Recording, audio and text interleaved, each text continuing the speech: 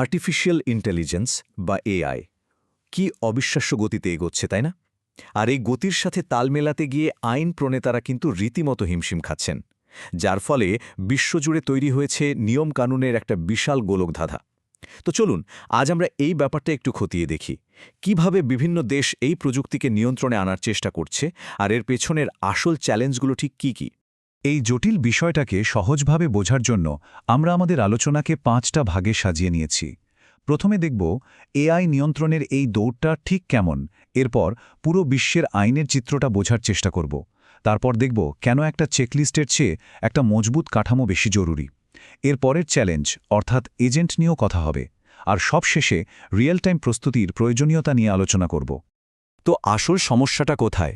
সমস্যাটা হলো এআই প্রযুক্তি এগোচ্ছে রকেটের গতিতে, আর আইন তৈরির প্রক্রিয়াটা চলছে পায়ে হেঁটে। এই দুই গতির মধ্যে যে বিশাল একটা ফারাক, সেখানেই সব জটিলতা তৈরি হচ্ছে। সিআইও ম্যাগাজিনের মারিয়া কোরোলোভের এই কথাটা কিন্তু বর্তমান পরিস্থিতিটাকে একেবারে ঠিকঠাক তুলে ধরে। মানে একদিকে কোম্পানিগুলোকে যেমন নিত্যনতুন উদ্ভাবন করতে হচ্ছে, অন্যদিকে তেমনই এই ঘন ঘন বদলে যাওয়া আইনকানুন মেনে চলার একটা বিশাল চাপও সামলাতে হচ্ছে। ব্যাপারটা যে কতটা বাস্তব সেটা বুঝতে শুধু আমেরিকার দিকে তাকালেই হবে। ভাবা যায়, সেখানে মাত্র ১৯টা রাজ্যেই প্রায় ৫০টার মতো আলাদা আলাদা এআই সম্পর্কিত আইন চালু হয়ে গেছে, বা খুব তাড়াতাড়ি হতে চলেছে।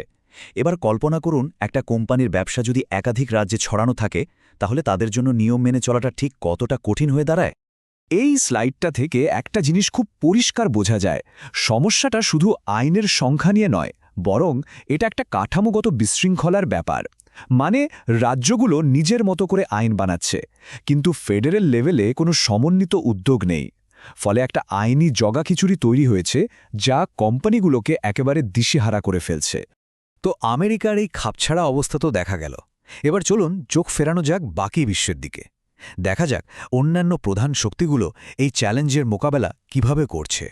এই টাইমলাইনটা দেখলে একটা জিনিস খুব স্পষ্ট হয়ে ওঠে। এআই নিয়ন্ত্রণের জন্য বিশ্বের বড় বড় অর্থনৈতিক শক্তিগুলোর মধ্যে একটা দৌড় চলছে।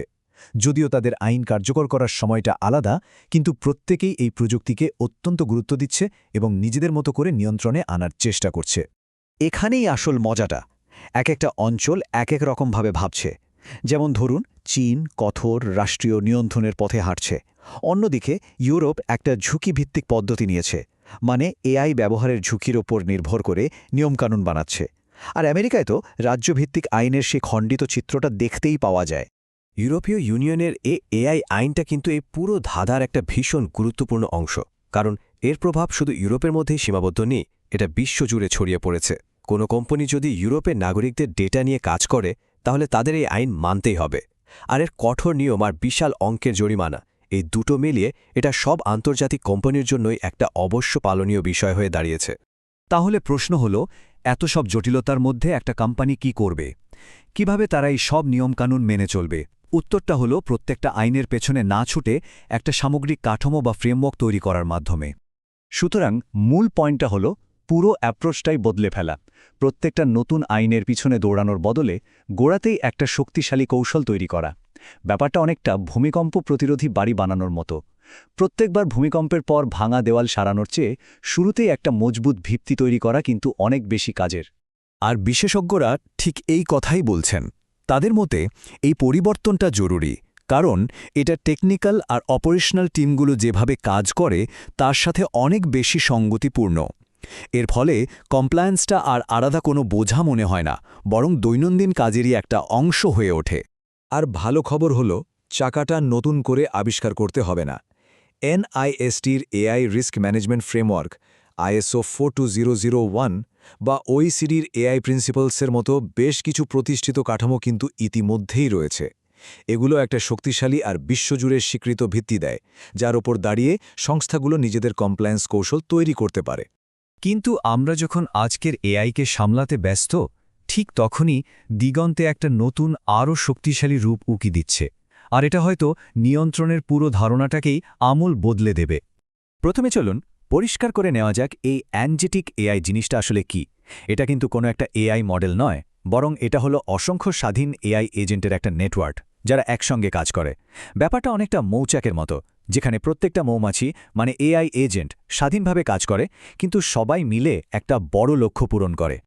এই সিস্টেমগুলোর গঠনটাই কিন্তু নিয়ন্ত্রণ আর নিরাপত্তার প্রচলিত ধারণার জন্য একটা বিরাট চ্যালেঞ্জ। ভাবুন, যখন হাজার হাজার এজেন্ট স্বাধীনভাবে সিদ্ধান্ত নিচ্ছে আর কাজ করছে, তখন তাদের প্রত্যেকটা পদক্ষেপের ওপর নজর রাখা, নিয়ন্ত্রণ করা বা দরকার হলে থামানোটা কতটা কঠিন হয়ে পড়তে পারে। ক্লাউড সিকিউরিটি অ্যালায়েন্সের একজন নিরাপত্তা বিশেষজ্ঞের এই কঠোর সতর্ক বার্তাটা বুঝিয়ে দিচ্ছে যে ঝুঁকিটা ঠিক কতটা বড়। এর জন্য প্রযুক্তি সংস্থা আর নিয়ন্ত্রক উভয়কেই কিন্তু এখন থেকেই প্রস্তুতি নিতে হবে। এটা আর কোনো ভবিষ্যতের কল্পনা নয়, এটা একটা বাস্তব সম্ভাবনা। বেশ, এত সব কিছুর পর আমাদের করণীয়টা কি? কিভাবে এই প্রতিনিয়ত পরিবর্তনশীল পরিবেশের জন্য প্রস্তুত থাকা যায়? কারণটা খুব সোজা। এআই মডেলগুলো তো আর স্থির কিছু নয়। ডেটা পাওয়ার সাথে সাথে এগুলো ক্রমাগত শিখছে আর বদলে যাচ্ছে। তাই আমাদের কমপ্লায়েন্সের পদ্ধতিটাও স্থির থাকলে চলবে না। ওই পুরনো বছরে একবার অডিট করার পদ্ধতি এক্ষেত্রে আর কোনো কাজই আসবে না। এর বদলে দরকার রিয়েল টাইম মনিটরিং, মানে সব সময় পর্যবেক্ষণে রাখা।